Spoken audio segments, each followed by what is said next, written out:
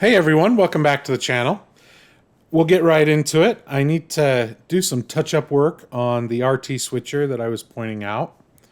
The first thing that I did was took a fan brush and cleaned off as much dust as I could with the locomotive and just a few things here and there that had gotten on it. The reason I need to do touch-up is I didn't seal the parts before reassembling the locomotive.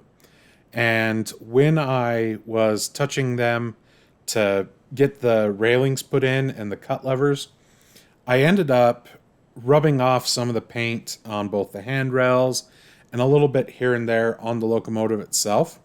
And so I wanted to get it touched up and then sealed with a dull coat and just, have this so that I can take it to train shows and not have to worry about is paint being rubbed off while transporting it. After I did the initial cleaning with the fan brush, I then went through and started to mask up all of the windows that are on the model. If I had sealed it before I got everything put together, I wouldn't have had to do this because the glass would have been out of it.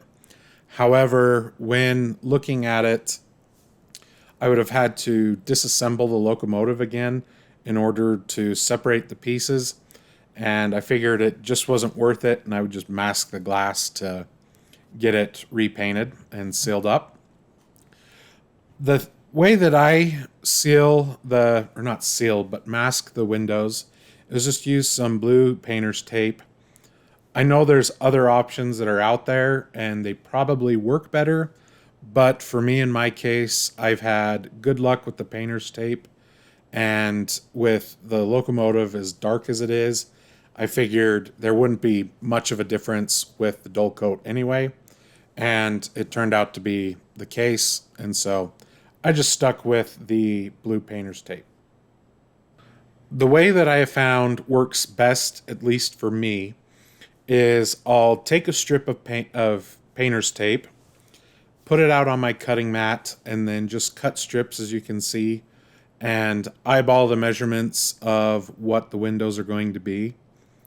Once you get one window done, if there's a lot of windows that are the same width in one way or another, like in this locomotive with the switcher, some were the same, a lot of them had the same width, either if it was horizontal or vertical.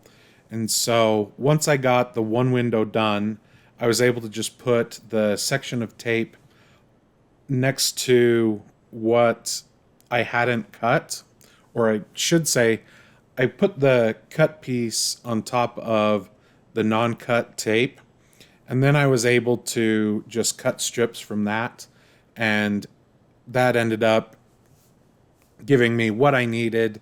And I have found that I can just really eyeball the windows pretty easily, and it works for me.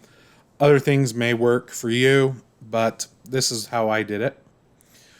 I then, while applying the tape, sometimes I would just use the X-Acto knife that I had. Sometimes I had to get the tweezers to get it to line up just quite right. Like in some instances with the front windows, there's a slight overhang from the roof of the cab, as you can see that I'm kind of fighting with it to get it done up.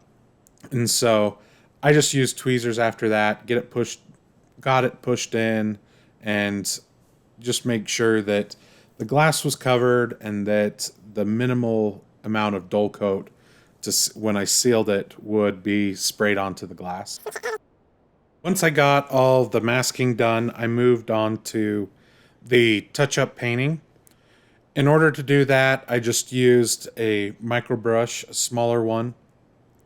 I found that in most cases it actually blended in really well with the airbrushing that I had done, and if it didn't, it just made it look like there was some rust that was starting to form underneath the paint.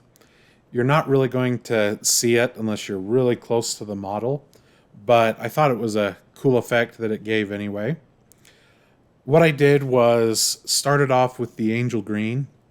I knew that there was more spots that I needed to touch up with that than with the I think it's gray green, or is it green gray? I can't remember.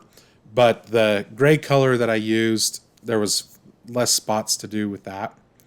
But ended up, just like I said, just using the micro brush. It worked out, and I'm really happy with how things turned out. Once I was finished touching up the paint, I let the model sit a couple of days. I didn't need to wait that long. However, I had a few other models that I needed to touch up and get ready for some weathering. And so I just let them sit. And it was also over the Christmas holiday, and I just didn't have time to get to it. But once it was done, I went out and sealed it with Krylon Matte 1311. Once it was sealed, I just took I didn't film this part, but it's just a quick peeling of the painter's tape. I sometimes try to leave a little ledge to it that I can just peel it off with the pliers or not the pliers, the small tweezers that I have. If that doesn't work, it's really easy just to get under there with an X-Acto knife and get it cut up. Anyway, that's all there is to this supplemental video of just touching up and repairing things that had happened with the RT switcher while I was working on it. Hopefully you've enjoyed this just quick little video, and as always, thank you for watching. Thanks for subscribing, and we'll end it with some running lashed up with the GP15 that I have, and we'll see everybody in the next video.